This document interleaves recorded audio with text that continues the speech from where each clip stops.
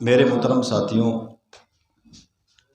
ہم سب کا یہاں جمع ہونا اللہ کی یاد میں، اللہ کے ذکر کی مجلس میں اور اللہ کی رضا کے لیے۔ حدیث پاک کا مفہوم ہے کہ کچھ لوگ ایسے ہوں گے جو مختلف خاندانوں سے ہوں گے، آ کر ایک جگہ جمع ہوں گے اللہ کی محبت میں، تو ایسے لوگ بروز قیامت اللہ کے عرش کے سائے کے نیچے ہوں گے۔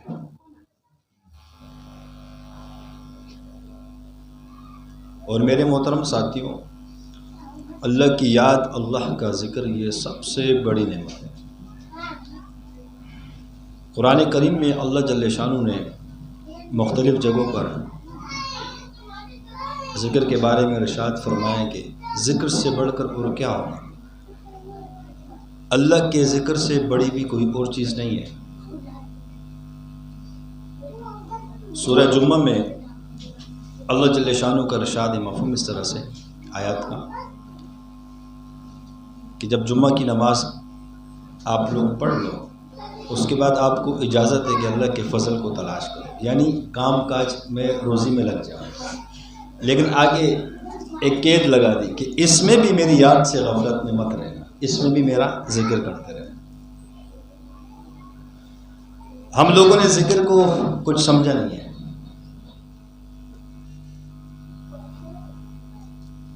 ذکر امن کے قلعے ہے، ذکر کی برکت سے، حدیث کا مفہوم ہے کہ ذکر کی برکت سے اللہ پاک اسلام کی سرحدوں کی حفاظت کرتا ہے۔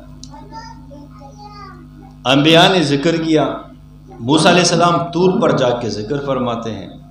دیکھو موسیٰ علیہ السلام کی انتہا ہے پہاڑ پر جا کر ذکر کرنا، میرے اور آپ کے آقا کی ابتدا ہے پہاڑ پر جا کر ذکر کرنا۔ آپ علیہ السلام نے نبوت کا اعلان نہیں فرمایا، لیکن غار حرا میں جا کر ذکر فرمایا۔ 3 دن کے لیے بھی گئے، 40 دن کے لیے گئے، ہفتے کے لیے گئے، 10 دن کے لیے گئے، آپ علیہ السلام غار حرا میں ذکر فرماتے رہے۔ یہ ذکر پہ ہم بار بار کیوں کہتے ہیں؟ کیونکہ ذکر کے ساتھ ہماری خاص مناسبت ہے۔ سلسلہ نقشبندیہ شاذلیہ کے اندر کثرت سے ذکر ہے۔ موجودہ دور میں کثرت ذکر کسی سلسلے میں نہیں ہے، کوئی نہیں کراتا، کیونکہ ذکر کرانے کے لیے پاور بھی ہونی چاہیے، طاقت بھی ہونی چاہیے، تاکہ جن سے ذکر کرایا جا رہا ہو ان کو کنٹرول بھی کر سکے۔ اللہ نے اس نعمت عظمیٰ کو، سلسلہ نقشبندیہ شاذلیہ کو عطا کیا، ہمارے شیخ کو عطا کیا دامت برکاتہ۔ آج الحمدللہ بچہ کثرت کے ساتھ اللہ کا ذکر کر رہے ہیں۔ لوگ 100 مرتبہ پہلا کلمہ پڑھ لو، تیسرا کلمہ پڑھ لو، دوسرا، مثال کے طور پر، کیونکہ ذکر مقفود ہو چکا تھا۔ اللہ جل شانہ نے زمانے کے اعتبار سے اپنے فضل کا معاملہ فرمایا۔ دیکھو اللہ ہر زمانے میں ایسے لوگوں کو پیدا کرتے ہیں۔ حدیث کا مفہوم ہے کہ ہر صدی میں ایک مجدد آتا ہے، یہ حدیث میں آتا ہے کہ اللہ پاک جس سے دین کی تجدید کا کام لیتے ہیں، یعنی دین کو تازہ کرتے ہیں، یعنی ہر صدی کسی نہ کسی بزرگ کی رہی ہے۔ ایک صدی میں مجدد الافسانی رحمۃ اللہ علیہ، اللہ پاک نے ان کی برکت سے بڑا فتنہ ختم کر دیا۔ یہ دین الہی جو اکبر بادشاہ نے پیش کیا، یعنی وہ صدی بزرگ کی تھی، مجدد الافسانی رحمۃ اللہ علیہ۔ اس طریقے سے ہر صدی میں ایک صدی ہے جس میں اللہ نے دعوت کے کام کو اٹھایا، یعنی ہر صدی میں ایک بزرگ ایسا آتا ہے، ایک بندہ اللہ ایسے پیدا کرتا ہے جس سے دین کی تجدید کا کام لیا جاتا ہے، جس سے دین کو تازہ کیا جاتا ہے۔ اس صدی میں اللہ نے ہمارے شیخ کو یہ نسبت عطا فرمائی اور اللہ نے پوری امت کے لیے نعمت عظمیٰ بنا کر بھیجا۔ بھائی جس کی برکت سے بندہ کثرت ذکر کرتا ہے وہ نعمت ہی ہے نا۔ جس کی برکت سے انسان ذکر پہ لگے، اس کے جوتے اٹھا کر تو چومنے چاہیے، اس کے جوتے تو چومنے کے قابل ہیں۔ ہمارے سلسلے میں چھوٹا بچہ 1.25 کروڑ مرتبہ پہلا کلمہ پڑھتا ہے، لا الہ الا اللہ، 1.25 کروڑ، کتنا؟ اب کسی اور سلسلے والوں، کسی اور بزرگ کو بتا دو کہ یار یہ تو 1.25 کروڑ پہلا کلمہ پڑھاتے ہیں، وہ کہتے ہیں یار یہ پاگل ہو جائیں گے۔ لوگ کہتے ہیں 100 سے زیادہ نہیں پڑھو پاگل ہو جاؤ گے، 1000 سے زیادہ نہیں پڑھو پاگل ہو جاؤ گے، ہم تو کہتے ہیں کہ 1.25 کروڑ۔ اجازت کے ساتھ۔ میرے محترم ساتھیوں، نعمت اللہ کا ذکر سب سے بڑی نعمت ہے۔ ابراہیم علیہ السلام نے آگ کے اندر اللہ کا ذکر کیا، حسبنا اللہ ونعم الوکیل۔ یونس علیہ السلام نے مچھلی کے پیٹ میں ذکر کیا، لا الہ الا انت سبحانک انی کنت من الظالمین۔ بعض لوگ ہم کہتے ہیں نا کہ ایک دن ہم ذکر کریں کسی مقصد کے لیے، وہ مقصد ہمارا پورا ہو جائے۔ نبیوں نے تو 40 دن کیا ہے۔ ابراہیم علیہ السلام تو 40 دن آگ کے اندر ذکر کرتے رہے، 40 دن کے بعد اللہ نے آگ سے نکالا، لیکن ذکر کی برکت سے آگ کو اللہ نے ٹھنڈا گلے گلزار بنا دیا۔ آگ کی وہ صفت ہی اللہ نے ختم کر دی۔ وہ بھی خلیل اللہ تھے۔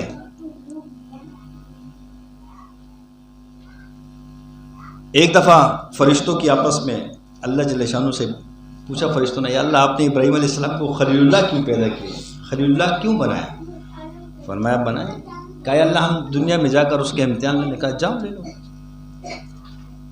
فرشتے آئے اور ابراہیم علیہ السلام بکریاں چرا رہے، ایک فرشتے نے اللہ کا نام لیا، اللہ۔ ابراہیم علیہ السلام کو پسند آیا، کہا دوبارہ اللہ کا نام لینا، کہا کچھ دو گے تو نہیں، کہا ایک بکری لے لو۔ جب نام لیا بکری لے لی، پھر کہا کہ میرے محبوب کا نام پھر لینا، کہا اور بکریاں دو۔ اس طرح کرتے کرتے پورا ریوڑ دے دیا۔ پھر بولا کہ ایک دفعہ پھر میرے اللہ کا نام لو، آپ کے منہ سے اللہ کا نام سنتے ہوئے مجھے مزہ آ رہا ہے۔ وہ لطف، وہ حدیث میں آتا ہے نا کہ اللہ کے ذکر میں رطب اللسان رہے۔ مولانا زکریا رحمۃ اللہ نے اس کی رطب اللسان کا بڑا ایک عجیب معنی بیان کیا۔ کیا رطب اللسان کا مطلب یہ ہے کہ محبوب کا نام لے، زبان میں وہ ذائقہ، وہ مٹھاس محسوس ہو جائے۔ تو یہ ابراہیم علیہ السلام اللہ کا نام سنتے ہوئے کیسے، اب سننے خود لینے کا مزہ الگ، دوسرے سے سنے اس کا مزہ الگ۔ کہا ایک دفعہ پھر کہو، کہا اب کیا دو گے، تمہارے پاس تو دینے کے لیے کچھ ہے نہیں۔ کہا تمہیں بکری چرانے کے لیے کوئی بندہ تو چاہیے نا، کہ میں آپ کی بکریاں چراؤں۔ ابراہیم علیہ السلام نے 40 دن اللہ کا ذکر کیا آگ کے اندر۔ اللہ نے فرشتوں کو بھیجا، فرشتے آئے، حکم کریں تو آگ کے اوپر پانی برسا دیں، پانی کا فرشتہ، آگ بجھ جائے گی۔ ہوا کا فرشتہ ہے، آپ حکم کریں ہم آگ کو اٹھا کے کسی صحرا میں پھینک دیں گے۔ ابراہیم علیہ السلام نے پوچھا کہ آپ کو اللہ نے بھیجا ہے؟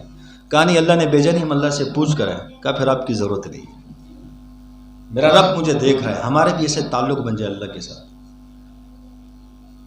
یعنی 40 دن اللہ کا ذکر کیا۔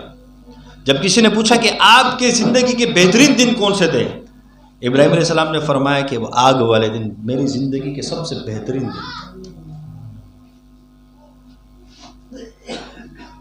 میرے محترم ساتھیوں، بعض اوقات ہم ذکر کرتے ہیں، مریضوں کو دیتے ہیں علاج کے طور پہ، تو کہتے ہیں یار ہم ایک دفعہ پڑھیں ہمارا کام ہو جائے۔ نبی 40 دن پڑھیں تو ایک دن پڑھے گا، اللہ کی مرضی ایک دن میں کام کرے 40 دن میں کرے، جب تک کام نہیں ہوتا پڑھتے جاؤ۔ دیکھو دنیا دار الاسباب ہے، یہ مال سبب ہے، یعنی دنیا کی چیزیں اسباب ہے، اسی طریقے سے اعمال بھی سبب ہے۔ بہترین چیز یہ ہے کہ انسان اعمال کو اپنا سبب بنائے۔ کس کو سبب بنے؟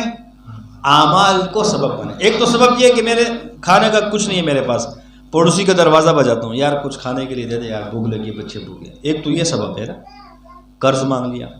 ایک تو یہ بھی سبب ہے کہ 2 رکعت صلاۃ حاجات پڑھو، اللہ سے براہ راست مانگو، یہ بھی اسباب ہے۔ یہ اعلیٰ اسباب ہے۔ اللہ کا ذکر کیا، دعا کرے، اللہ سے مانگے، اللہ، یہ بھی اسباب ہے، لیکن یہ اعلیٰ اسباب ہے۔ میرے محترم ساتھیو، انسان پر دیکھو فرائض جو ہے یہ فرض ہے، ہر کسی مسلمان پر فرض ہے۔ فرض کے ذریعے سے بھی اللہ انسان کے قریب ہوتا ہے، لیکن نوافل سے اللہ کے بندہ مزید قریب ہو جاتا ہے۔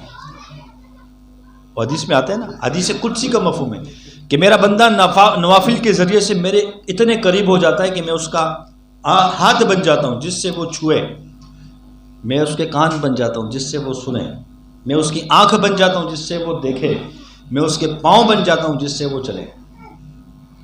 اس کا مطلب کیا ہے؟ ایک اور حدیث کا مفہوم ہے کہ مومن کی فراست سے ڈرو کہ وہ اللہ کے نور سے دیکھتا ہے۔ اب یہ نور ہے کیا چیز جس سے مومن دیکھتا ہے؟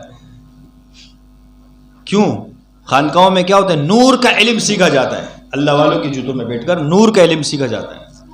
اور مدارس میں کیا ہے؟ وہ قصبی علم سیکھا جاتا ہے، کسب سے علم سیکھا جاتا ہے یا نور سے علم سیکھا جاتا ہے. ذکر کرنا علم، حصول علم کے لیے ذریعے جو ہے نا وہ مدرسہ بھی ہے، پڑھائی بھی ہے، استاد بھی ہے، شیخ بھی ہے. اسی طریقے سے حصول علم کے لیے ذریعے اور بھی ہے، کشف بھی ہے، خواب بھی ہے.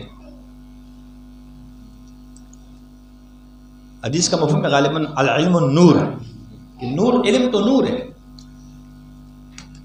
ایک اور حدیث کا مفہوم ہے کہ قرب قیامت خوارج جائیں گے، ٹخنے اوپر ہوں گے، بڑی لمبی لمبی داڑیاں ہوں گی، پگڑی بڑی پہنی ہوگی، خوبصورت ترین ہوں گے، قرآن ایسے خوبصورت انداز میں پڑھیں گے لیکن ان کا قرآن اس کے حلق سے نیچے نہیں اترے گا، کیونکہ ان کے پاس وہ نور نہیں ہوگا.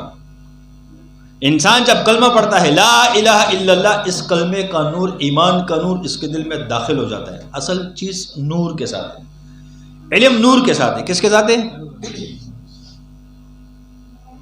جو آپ علیہ الصلوۃ والسلام کی صفت ہے نا امی، امی کا مطلب ان پڑھ نہیں ہوتا.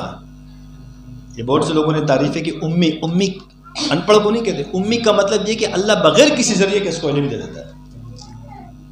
آپ علیہ الصلوۃ والسلام ان پڑھ نہیں ہے. امی کی تعریف ہے کہ بغیر کسی ذریعے کے اللہ نے علم وہابی دیا، وہی کے طور پر علم دیا بغیر کسی ذریعے کے. ایسے اللہ والے ہوتے ہیں جو بغیر ذریعے کے، بس یہی ذریعہ ہوتا ہے ان کا ذکر اذکار، جن کی برکت سے اللہ ان کو علم دے دیتا ہے. دیوبند کے پیر حاجی امداد اللہ ماجر مکی رحمۃ اللہ علیہ،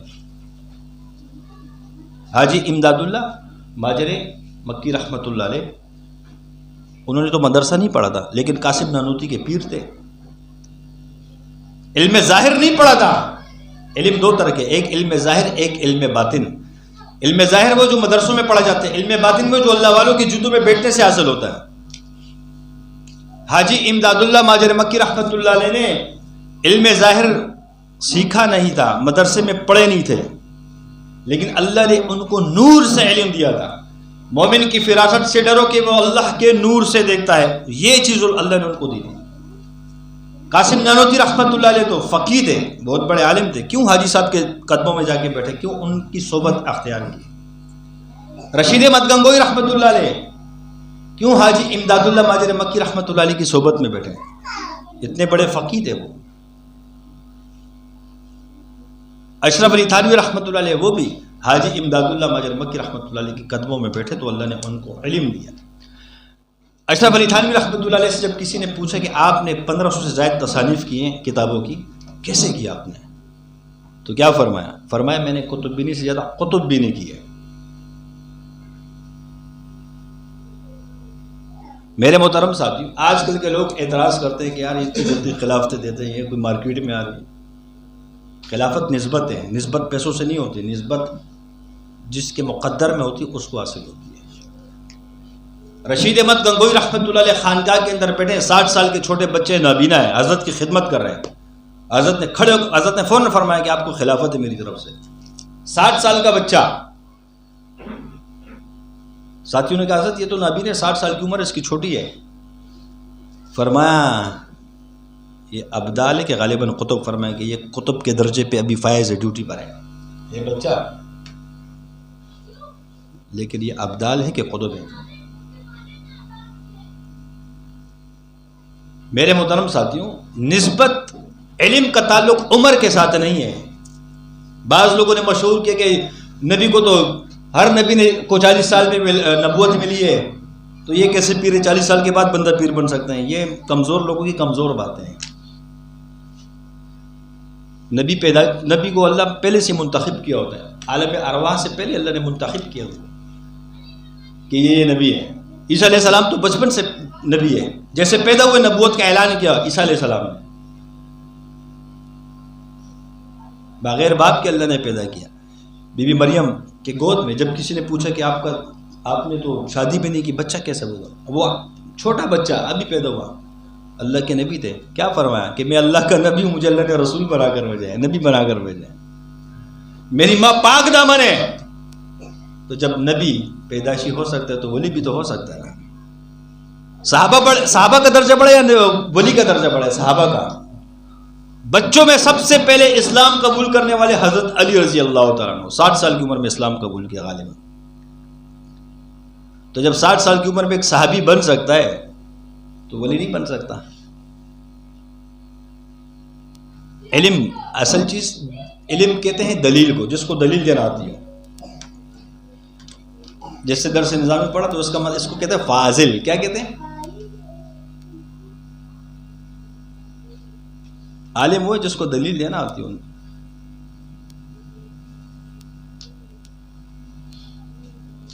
علم کس کی میراث ہے؟ علم میراث ہے انبیاء کی. کس کی؟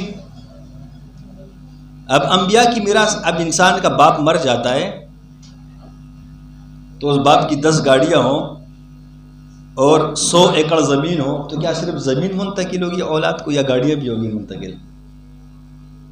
وراثت میں تو گاڑی بھی آ گئی نا. گھر میں اگر 10 روٹی تیار بنی ہے تو روٹی بھی تقسیم ہو گئی. اس سے مجھے ایک مسئلہ یاد آیا، ایک واقعہ یاد آیا. غالباً دیوبند کے ایک بزرگ تھے، شیخ الہند رحمۃ اللہ علیہ، کوئی اور بزرگ تھے. تو وہ گھر پہ کھانا کھانے کے لیے پہنچے. جیسے کھانے پہ بیٹھے دسترخوان لگا، ایک نوالا کھایا، دوسرا کھایا، تیسرا نوالا اٹھا کے منہ تک پہنچایا. اطلاع ملی کہ آپ کے باپ کا انتقال ہو گیا. وہ نوالا کھایا نہیں، چھوڑ دیا جگہ پر.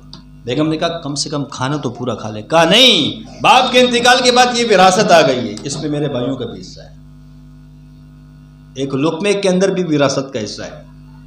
ہم لوگ کیا کرتے ہیں، دے مار 4.5، یہ تیرا یہ میرا. وراثت برابر سب کی تقسیم ہوتی ہے. اگر ایک لوٹا پڑے، گلاس پڑے تو وہ بھی وراثت کا ہے. تو کھانا چھوڑ دیا. فوراً جا کے تدفین کے سارے معاملات ہونے کے بعد آ کے سب کو بٹھا کے حصہ تقسیم کیا، پھر جا کے کھانا کھایا. لوگ کہتے ہیں نا کہ یار ابھی 40 دن ہوئے نہیں، تم وراثت کی بات کرتے ہو. وراثت منتقل ہوتی وہ انتقال کے بعد، 40 دن کے بعد تھوڑی منتقل ہوتی ہے. جیسے انتقال ہو گیا وراثت تقسیم ہو گئی، اسی ٹائم منتقل ہو گئی. اس کے ساتھ 40 دن کا کوئی ذکر تو نہیں کہ 40 دن کے بعد منتقل ہو گئی. ہم لوگ کہتے ہیں نا کہ یار ابھی 40 دن ہوئے نہیں، انہوں نے ہنگامہ کر دیا. خیر ہنگامہ تو نہیں کرنا چاہیے، لیکن منتقل ہو گئی اس کو. اب 40 دن کے بعد جس نے روٹی زیادہ کھائی باپ کے مال کی، اس کا کون حساب دے گا؟ پھر جس نے 10 روپے زیادہ، 10 روپے کی کیا حیثیت ہے، 10 روپے بھی زیادہ خرچ کیے تو اس کا حساب کہاں سے لائے گا وہ؟ بہرحال مقصد کہنے کا یہ ہے کہ علم انبیاء کی میراث ہے. اب علم صرف مدرسے کا نہیں ہے، علم قرآن کا بھی ہے، تجوید کا بھی ہے، قرات کا بھی ہے. علم مدرسے کا بھی ہے، حکمت کا بھی ہے، تزکیے کا بھی ہے، علم سیاست کا بھی ہے، علم سوشل ورک کا بھی ہے، جہاد کا بھی ہے. تو جو جس شعبے کے اندر ہے کہ وہ اس شعبے میں وہ عالم ہے. جیسے نبی علیہ الصلوۃ والسلام کی امت صفت ہے نا، امی صفت. تو جیسے اللہ کے پیغمبر علیہ الصلوۃ والسلام کا علم منتقل ہوتا ہے، امتیوں کو علم منتقل ہوتا ہے، اس طرح صفت بھی منتقل ہوتی ہے. جبھی تو بعض اہل اللہ ایسے ہوتے ہیں کہ جنہوں نے مدرسہ پڑھا نہیں ہوتا لیکن بڑے بڑے فقہاء ان کے جوتوں میں بیٹھتے ہیں. میرے محترم ساتھیوں، مومن کی فراست سے ڈرو کہ وہ اللہ کے نور سے دیکھتا ہے. ہم جو ذکر کرتے ہیں یہ کیوں کرتے ہیں؟ علم کے حصول کے لیے. کس کے لیے؟ فرق یہ ہے کہ آج کے دور میں کوئی صوفی ہے نہیں، نام کے صوفی ہیں، بس سندیں پڑھی ہیں، برکتی صوفی ہیں، علم والے نہیں ہیں. جیسے یہ سند لگی ہوئی ہے تو الحمدللہ اس کے ساتھ اللہ پاک، ہم علم سیکھ رہے ہیں. ہم تو دعویٰ نہیں کرتے کہ علم ہے، لیکن سیکھ رہے ہیں، مراحل طے کرنے کی کوشش کر رہے ہیں. تو بعض ہوتا ہے نا کہ بس سند ہے، سند تو معتبر ہے. ایک عالم اس سے جب کوئی مسئلہ پوچھو وہ مسئلہ نہیں بتا سکا تو کہہ سکتے نا کہ یار تو کیسا عالم ہے، تیرے کو مسئلہ آتا نہیں. تو اس طرح جو پیر ہوتا ہے اس کو بھی اللہ، جس کے پاس علم ہوگا تو وہ پیر ہوگا، جس کو کھگ پتہ نہ ہو تو وہ برکتی ہے. وہ بھی کیا ہے؟ برکت والا. پیری کا تعلق علم کے ساتھ ہے. جس کو اور کچھ نہیں، کم سے کم یہ تزکیہ کا ہے، تصوف کا تو اتنا علم تو جانتا ہوں نا کہ وہ تزکیہ کس کو کہتے ہیں، تصوف کیا ہے، مراحل کیا ہے، ذکر کیا ہے، یہ چیزیں تو جانتے ہیں نا. اسرار تو اس کے معلوم ہو اس کو. مقصد کہنے کا یہ ہے کہ ہم جب ذکر کرنے والے تھے، ہم جب صوفی تھے تو اللہ کی مدد تھی، نسبت والے تھے۔ دیوبند کا ہر چپڑاسی بھی صاحب نسبت ہوتا تھا۔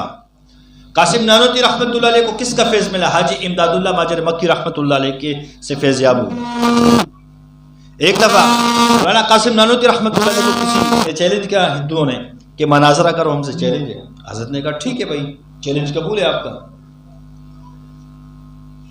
وقت طے ہو گیا، دن طے ہو گیا، چلو بھائی۔ اب حضرت نے کیا کہ وہ دیوبند کے ایک دھوبی تھا، وہ نہ مدرسے میں پڑھتا تھا، دھوبی تھا صرف، لیکن وہ بھی نسبت والے ہوتے تھے۔ حضرت نے ان کو بولا ادھر آ، خادم تھا دیوبند کا، کہا میری جگہ تو مناظرہ کرے گا۔ وہ رونے لگ گیا، حضرت میں نے تو کتابیں نہیں پڑھی، میں نے کچھ نہیں پڑھا، میں کیا مناظرہ کروں گا؟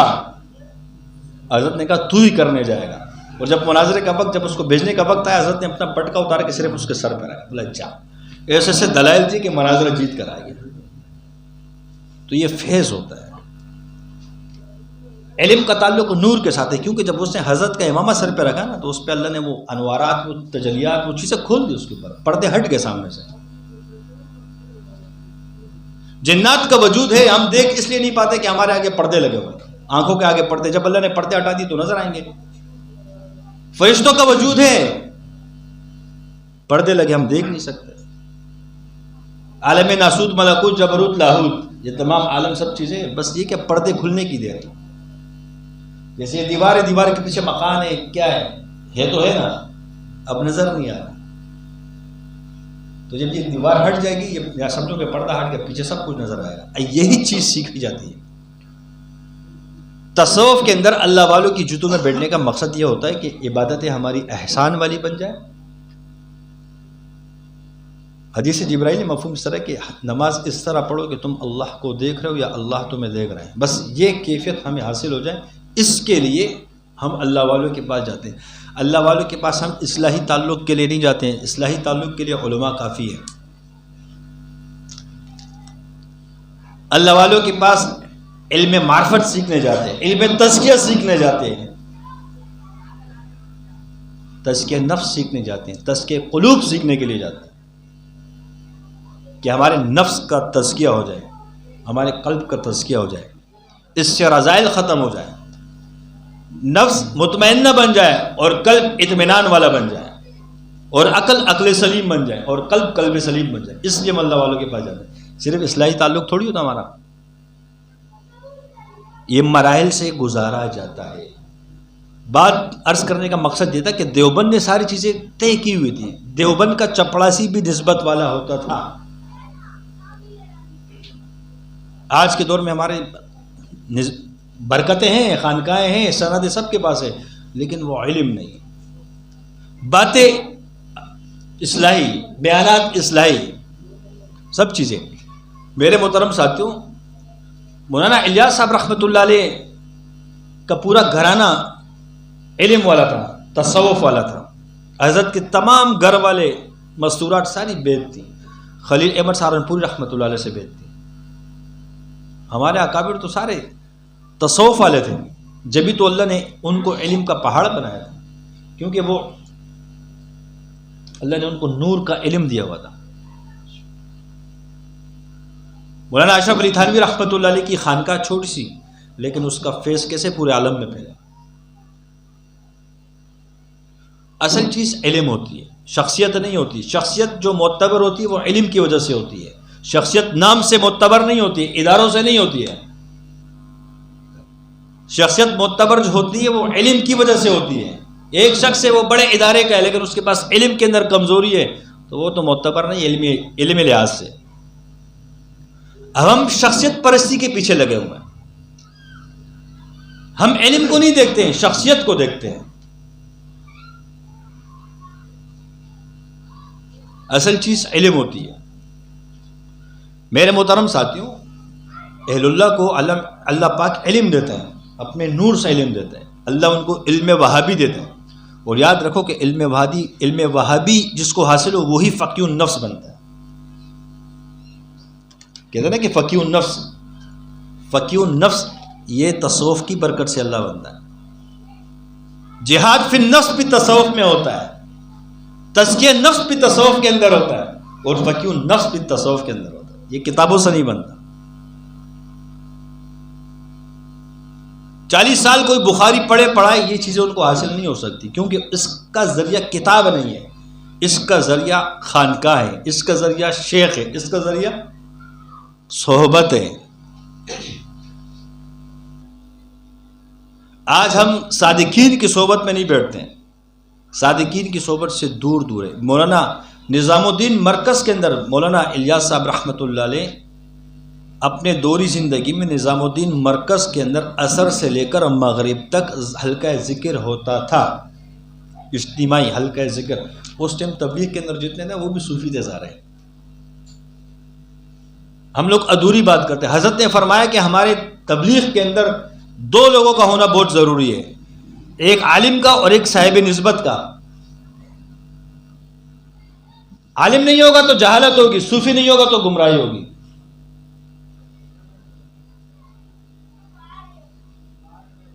اور یہ ملفوظات میں حضرت کے فرماتے ہیں کہ ہمارے تبلیغ کے اندر صاحب نسبت لوگ بہت کم ہیں، ہم نے ان کو مراکز میں بٹھایا ہوا ہے، ہر جماعت میں بیچ نہیں سکتے۔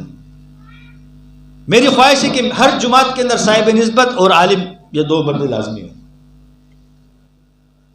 اب ہم یہی چیز بیان کرتے ہیں کہ جماعت میں عالم تو ہونا چاہیے، لیکن صاحب نسبت کو تو ہم نے پس پش، ہمیں تو پتہ نہیں کہ صاحب نسبت بولتے کس کو ہے، نہ اس کے تذکرے ہوتا ہے۔ یہ تبلیغ کے اندر جو ہمیں بتایا جاتا ہے نا کہ 100 کی تسبیحات پڑھو، تو یہ اس شخص کے لیے ہوتی ہے کہ جس نے کبھی ذکر کیا ہی نہیں، اللہ والوں کے ساتھ تعلق ہی نہیں ہے، اس کے لیے کہ ذکر پہ آنے کے لیے کم سے کم 100 مرتبہ یہ پڑھے۔ ورنہ فضائل اعمال کے آخر میں آپ پڑھ لو، اس کے اندر پورے 6 نمبر پہ اس کے اندر علم و ذکر میں کیا لکھا ہوا ہے کہ جو کسی شیخ سے بیت ہو وہ اس کی ترتیب پہ ذکر کرے، اور جو بیت نہ وہ کم سے کم یہ ذکر کرے۔ ترجیح کس کو دی ہے؟ صحبت کو دی، شیخ کو دی، کیونکہ وہ اللہ والے تھے۔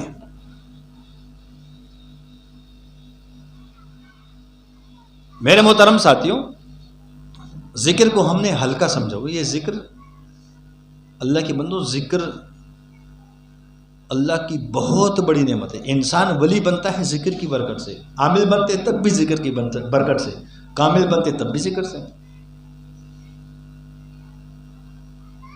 صحابہ نے 13 سال ذکر کیا تو جب جا کے ان کا ایمان ایسے بنا نا، ذکر اور دعوت 13 سال چلائی صحابہ نے، یعنی صحابہ کا ایمان بنانے کے لیے اللہ نے 13 سال ان کو مجاہدے میں گزارا۔ 13 سال کے درمیان کوئی حکم نہیں آیا، نہ نماز کا نہ شراب چھوڑنے کا کوئی حکم نہیں آیا۔ 13 سال ذکر کراتے کراتے جب ان کا ایمان بنا، جب اس کے بعد احکامات آنے شروع ہو گئے، سب سے پہلا حکم جو ہے وہ نماز کا ہے۔ صحابہ سے 13 سال ذکر کروایا گیا، اور آپ علیہ الصلوۃ والسلام نے تو نبوت کے اعلان پر فرمانے سے پہلے غار حرا میں جا کے ذکر فرمایا۔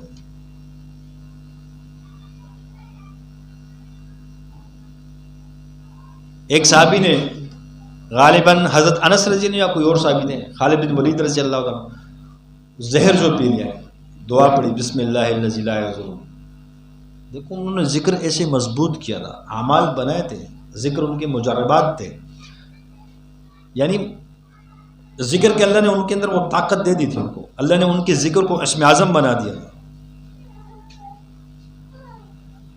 جو آپ علیہ السلام نے فرمایا اس پر پکا یقین۔ آپ علیہ السلام نے فرمایا کہ اے ابو دردہ گھر سے نکلنے کے لیے دعا پڑھا کرو، پڑھی، کسی نے کہا آگ لگی، کہا نہیں لگ سکتی ہے۔ دیکھو ایسے اعمال پر یقین تھا، ذکر پر۔ ان کا ذکر کیسے ہے؟ ہم بھی دعائیں پڑھتے ہیں نا، لیکن یقین نہیں ہوتا۔ اب یقین بنے گا تصوف کے اندر، یقین رٹے مارنے سے نہیں بنے گا، مجاہدات کرنے سے بنے گا۔ یقین کی 3 قسمیں، کتنی؟ ایک ہے علم الیقین، ایک ہے عین الیقین، اور ایک ہے حق الیقین۔ اب یہ علم الیقین کس کو کہتے ہیں؟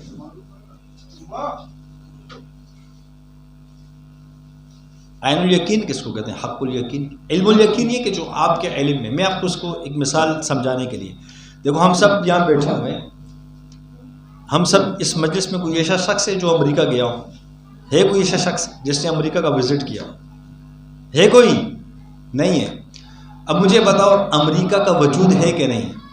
آپ لوگ مانتے ہو کہ نہیں اس چیز کو؟ اب آپ لوگوں نے دیکھا ہے اس کو؟ نہیں دیکھا۔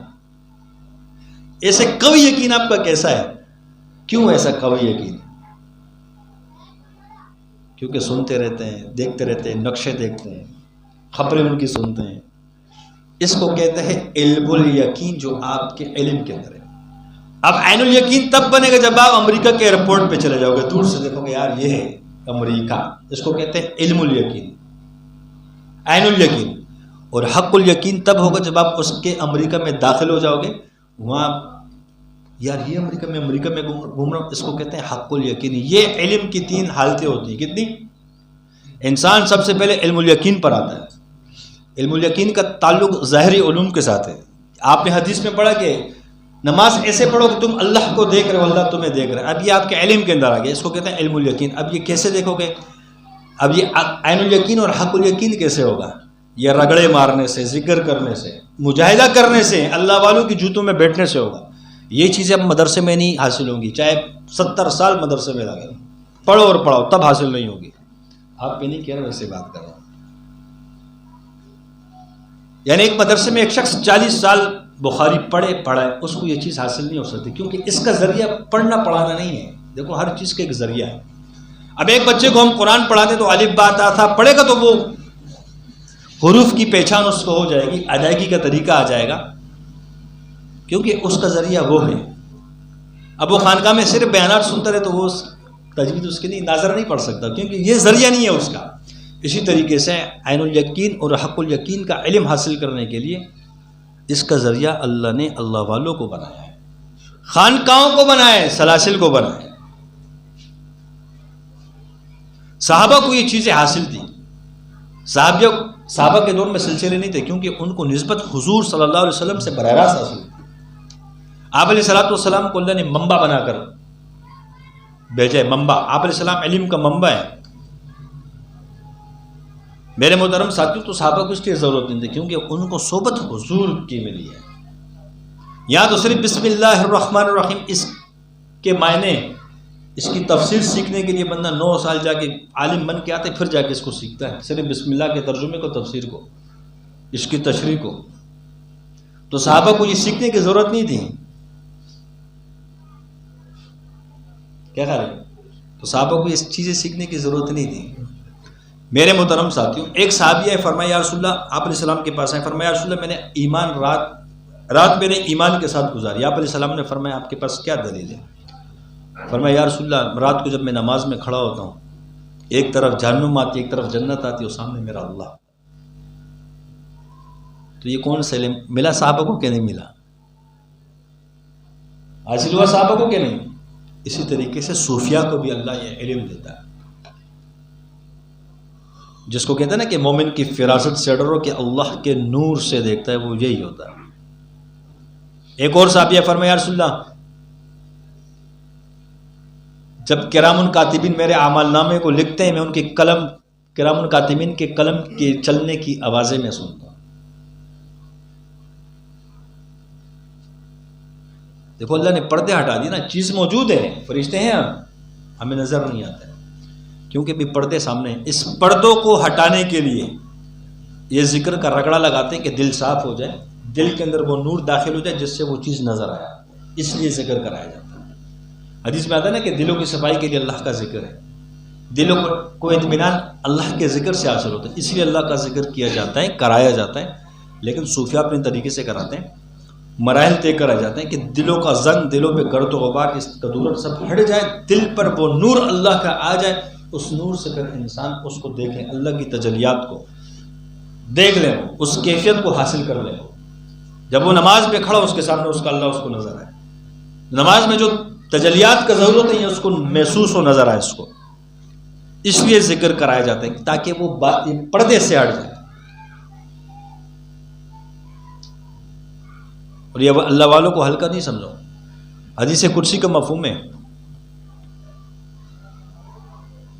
کہ جس نے میرے ولی کے ساتھ،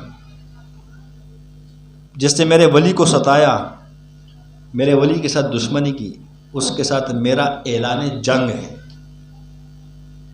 میرا اعلان جنگ ہے. مولانا اشرف علی تھانوی رحمۃ اللہ علیہ ایک دفعہ انہوں نے حضرت مولانا محمد علی صاحب مونگیری رحمۃ اللہ علیہ جو شاہ فضل الرحمان صاحب گنج مراد آبادی کے خلیفہ تھے، ان سے فرمایا کہ جو تمہیں ستائے اس سے انتقام مت لو، لیکن صبر بھی زیادہ مت کیا۔ جو تمہیں ستائے ان سے انتقام مت لو، لیکن زیادہ صبر بھی مت کیا کرو۔ اس سے مراد کیا ہے؟ دیکھو نا، پہلے حدیث قدسی کا مفہوم کیا ہے کہ جو میرے ولی کو ستائے اس کے ساتھ میری اعلان جنگ ہے۔ بعض اوقات ہم ایسے کرتوت کرتے ہیں، ہمارے مشائخ ہمیں اگر ڈانٹتے ہیں یا ہمیں سنا دیتے ہیں یا تھپڑ مار دیں تو اس کے اندر ہمارا ہی فائدہ ہوتا ہے، ہمیں بڑے نقصان سے بچانے کے لیے ہوتا ہے۔ ایک حدیث ہے بخاری شریف کی، اما عائشہ رضی اللہ عنہ اس کی روایت کرتی ہے، مفہوم اس طرح سے کہ آپ علیہ الصلوۃ والسلام بیمار ہوئے تو اس وقت ایک دوا دی جاتی تھی جس کو لدود کہا جاتا ہے، اور وہ حلق میں ڈالی جاتی ہے۔ جب بیمار ہوئے آپ علیہ السلام کو صحابہ نے فرمایا کہ عرض کی کہ یا رسول اللہ، یہ دعا کے حلق میں ڈال دی جائے۔ آپ علیہ السلام نے منع فرمایا، کہا نہیں، ایسا مت کرنا۔ حدیث کا مفہوم عرض کر رہا ہوں۔ پھر آپ علیہ الصلوۃ والسلام پہ بعد میں جب غشی طاری ہو گئی، پھر صحابہ نے کیا کیا کہ اس دوا کو نکال کے آپ علیہ السلام کو دوائی دے دی، اور صحابہ نے یہ سوچا کہ آپ علیہ الصلوۃ والسلام نے منع اس لیے فرمایا کیونکہ انسان جب بیمار ہوتا ہے تو دوائیوں سے اس کو کراہیت ہو جاتی ہے، شاید اس وجہ سے منع فرمایا کہ آپ علیہ السلام بیمار تھے، کراہت کی وجہ سے منع فرمایا۔ تو اب تو آپ علیہ الصلوۃ والسلام غشی میں چلے گئے، کہ اب تو دوائی دینی چاہیے، تو صحابہ نے دوائی پلا دی۔ پھر آپ علیہ السلام جب ہوش میں پوچھا کس نے میرے حلق میں لدود ڈالا، فرمایا جیسے اس نے ڈالا اس کو لے آؤ سامنے، اور جو جو ان کے ساتھ سہولت کار تھے اب سب کو یہ دوائی ان کے زبردستی ان کو ڈالی جائے۔ اب ان کو ڈال دی گئی، یعنی جن صحابہ نے۔ شیخ الہند رحمۃ اللہ علیہ اس حدیث کی تشریح میں اس اصول پر کرتے ہیں کہ فرماتے ہیں کہ یہ جو دعا ڈالی نا، اس کا مطلب یہ نہیں کہ بدلہ لیے یا انتقام لیا، اس کا مطلب یہ ہے کہ آپ علیہ الصلوۃ والسلام نے ان پر شفقت کی۔ ایسا نہ ہو کہ انہوں نے جو حرکت کی ہے نا، اس حرکت کی وجہ سے دنیا یا آخرت میں اللہ کی پکڑ میں نہ آ جائے، اللہ کے عذاب میں نہ آ جائے۔ لہٰذا اس کو ٹالنے کے لیے، اس مصیبت سے ٹالنے کے لیے آپ علیہ السلام نے شفقت کا معاملہ فرما کے ایسا کیا ان کے ساتھ۔ مجالس تھانوی میں ایک واقعہ لکھا ہے،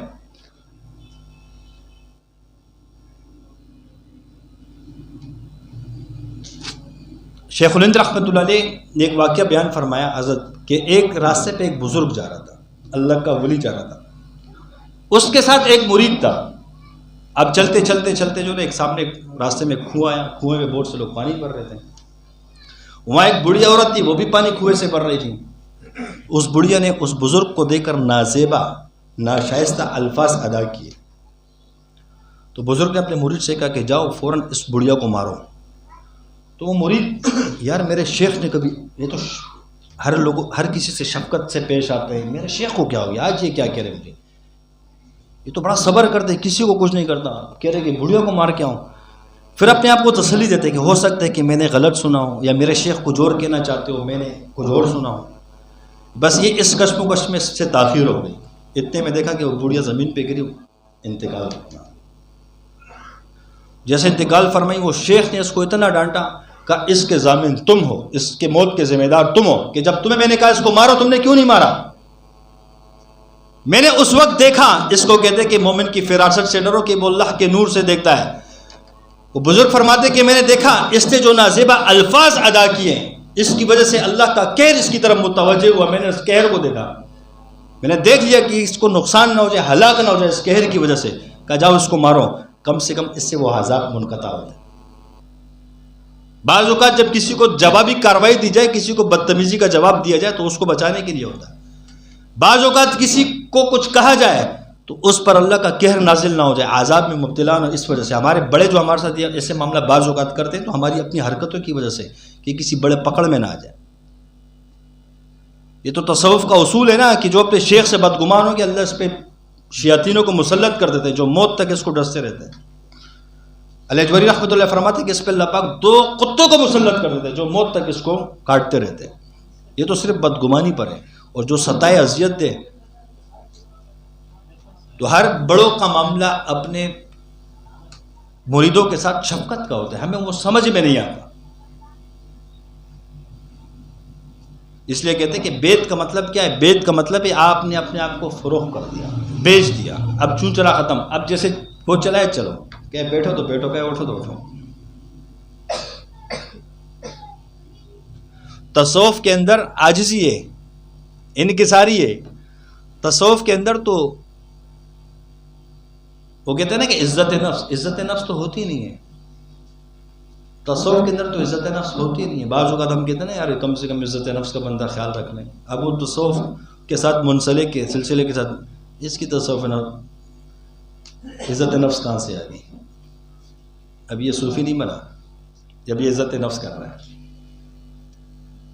تزکیہ نفس کس کو کہتے ہیں؟ کہ نفس کے اوپر تو مراحل طے کر رہے ہیں. نفس کو تو بنانا ہے، گمنام بنانا ہے کہ میری نفسانی خواہشات ختم ہو جائے. میرے محترم ساتھیوں، بات طویل ہوگی، معذرت کے ساتھ. عرض کرنے کا مقصد یہ ہے کہ شیطان ہمیں اللہ سے دور کرتے ہیں، بدگمان کرتے ہیں. ہم شیطان کی باتوں میں نہ آئیں، اپنے نفس کے خواہشات میں آئیں. تصوف کے اندر انسان دیکھو سب سے پہلے اس میں تمیز کر لیتا ہے وہ کہ شیطان کہاں سے انسان کو مارتا ہے اور نفس کہاں سے مارتے ہیں. تبلی سے ابلیس کیا چیز ہے یہ ہمیں سمجھ میں آ جائے. تصوف کے اندر انسان کو سب سے پہلے معرفت اپنے ذات کی ہوتی ہے کہ مجھے اللہ نے کیوں پیدا کی. پھر اس کو اللہ پاک شیاطینوں کی نفس کی معرفت دے دیتا ہے، اینڈ میں اپنی دیتا ہے کہ اب مجھے پہچان. پہلے اپنی معرفت اپنے آپ کی کہ یار مجھے کیوں اللہ نے پیدا کی، میری ڈیوٹی کیا ہے، میرا کام کیا ہے. پھر اس کو اللہ معرفت شیطان کی دیتے ہیں کہ شیطان کہاں کہاں سے کس کس راستے سے انسان کو گمراہ کرتا ہے. شیطان کے پاس 1000 سے زیادہ نورانی چالیں ہوتی ہیں. یاد رکھو شیطان اللہ کا انکار نہیں کرتا، اللہ کا منکر نہیں، اللہ کو مانتا ہے. کبھی کبھی وہ نورانی چال کر کے آ جاتا ہے. مجھے ایک بات یاد آ گئی. میں اور عبد الوحید بھائی اور قاری بشیر صاحب ایک دفعہ ہم لوگ ایک جگہ پہ بیٹھے ہوئے تھے. ایک مریض کے پاس گئے تھے، غالباً منظور کالونی. وہ شخص نے بات کی کہ وہ میرے ایک دوست ہے، وہ قادیانی ہے، وہ ذکر کرتے اس کا دل ذکر کرتا ہے. کیا کرتا ہے؟ اس کا لطیف قلب ذکر کرتا ہے. لطیف قلب کا تعلق جو ہے نا وہ ایمان کے ساتھ ہے، عقائد کے ساتھ ہے. اقرار باللسانی و تصدیق بالقلب، یعنی قلب کے ساتھ آپ کے عقائد کو جب انسان جو تصدیق کرتے ہیں، عقائد کو مانتے ہیں، وہ اس کا تعلق دل کے ساتھ ہوتا ہے، زبان کے ساتھ نہیں ہوتا. آپ اللہ کو مانتے ہو، یہ دل کے ساتھ ہے نا تعلق اس کا. دل میں آپ نے قبول کیا اس کو، تو آپ کے دل پہ جو فیض آئے گا، دل جو جاری ہوگا، تو یہ بغیر ایمان کے نہیں ہو سکتا. کبھی کبھی شیطان بھی دل پہ آ جاتے ہیں، وہ بھی ذکر کرنا شروع کرتے ہیں. بندہ سمجھتا ہے کہ میں تو بہت بڑا ولی بن گیا، میرا قلب جاری ہو گیا. یاد رکھو، کیونکہ شیطان اللہ کو تو مانتے ہیں نا، اللہ کا تو نام لیتا ہے وہ. غالباً میں نے اس سے یہ جواب دیا تھا کہ نہیں دیا تھا، بتایا تھا اس کو کہ نہیں بتایا تھا. تو اس طرح ہوتا ہے. یعنی مقصد یہ کہنے کا شیطان کہاں کہاں سے گمراہ کرتا ہے، اس کو اللہ نے نورانی چالے. سب سے بڑا عالم شیطان ہے، سب سے بڑا عبادت گزار شیطان ہے. شیطان نے بڑے مجاہدی کے ذکر اذکار زیادہ کیے، عبادت اور ریاضت اس نے بڑی کی، صرف عاشق نہیں تھا بس. اور شیطان کو ہلاک کرنے والا اس کا نفس تھا. اپنے نفس کی وجہ سے وہ ہلاک ہو گیا، ورنہ وہ تو فرشتوں کا سردار تھا. عزازیل اس کو کہا جاتا تھا. بس ہم بھی اسی کو چلے دیکھیں کہ بھائی ہم بھی گئی نفس اور شیطان سے اللہ ہمیں بچا کے رکھیں. اخلاص کے ساتھ اللہ کے ذکر میں مشغول رہیں، کیونکہ اخلاص والے ہدایت کے چراغ ہوتے ہیں. یاد رکھنا، جو بندہ اخلاص کے ساتھ اللہ کا ذکر کرتا ہے، یہ اس کو کبھی پیچھے نہیں ہٹ سکتا، یہ بڑھتا جائے گا. مطلب کے ساتھ نہ اخلاص ضروری ہے. ہر دین کے ہر کام میں اخلاص کا ہونا ضروری ہے، لازم اور مظلوم ہے. اخلاص نہیں ہوگا تو کچھ نہیں ہوگا. اب اللہ کی محبت کی ہم ذکر کریں گے. اخلاص کے ساتھ، اللہ کی رضا کے ساتھ ذکر کو استحضار کے ساتھ کریں گے، اللہ کی محبت میں کریں گے، اس تصور کے ساتھ کریں گے کہ ہم ذکر کر رہے ہیں، اللہ ہمیں دیکھ رہے ہیں، ہم اللہ کو دیکھ رہے ہیں، ہم اللہ کا نام لے رہے ہیں، اس نام کی برکت سے، اس ذکر کی برکت سے اللہ اس ذکر کے اندر جو پوشیدہ علم ہے وہ اللہ ہمیں دے رہے ہیں، اس کے اندر جو راز ہے، رموز ہے، اسرار ہے، اللہ ہمیں وہ عطا کر رہے ہیں۔